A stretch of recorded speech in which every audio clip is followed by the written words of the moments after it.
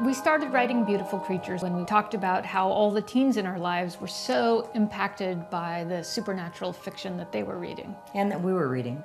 I think the supernatural in general is really appealing right now. It's like how science fiction was in the 50s. It's a way of talking about powerful, dangerous, realistic feelings. We said we should do this. We had a story we wanted to tell, and the minute we went home, our teenagers were all over us and basically dared us to write the book.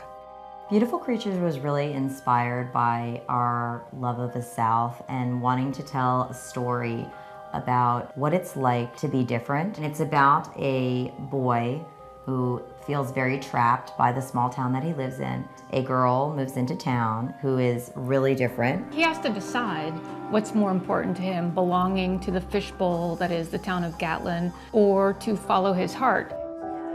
We have an incredibly strange writing process that defies explanation. People ask us about it all the time. Our actual writing voice is incredibly similar, which I think is a fluke. It's not something that we would have expected or you can control. And unlike most writing partners that we've heard about, we don't write individual characters or separate chapters. People are constantly saying, well, do you write Amma or do you write Lena? Who writes Macon? Yeah. We both write everything. And we have terrible memories, which is helpful because we actually don't know who wrote what by the end of the book. We're actually in my office right now. Cammie has her comfy chair. I have my comfy chair. Our definitions of comfy chair are very different. Totally different. Mine is better. Our writing process involves Diet Coke, many empty boxes of Wheat Thins, and if the writing goes past midnight, Jack in the Box. So this summer, we took a little trip to South Carolina, to Charleston. We wanted to see all those places and smell magnolias and walk plantations, and we spent Spanish moss. We spent an excessive amount of time in the graveyard too.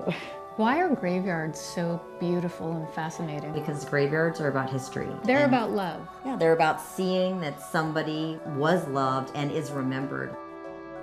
One of the reasons we really wanted to write Beautiful Creatures is because books have been so meaningful to both Margie and I our entire lives. If you find the right book at the right time in your life, particularly when you're a teen, it can really change your life. It can change your perception of yourself. And that's what we hope that a teenager will be able to find in Beautiful Creatures.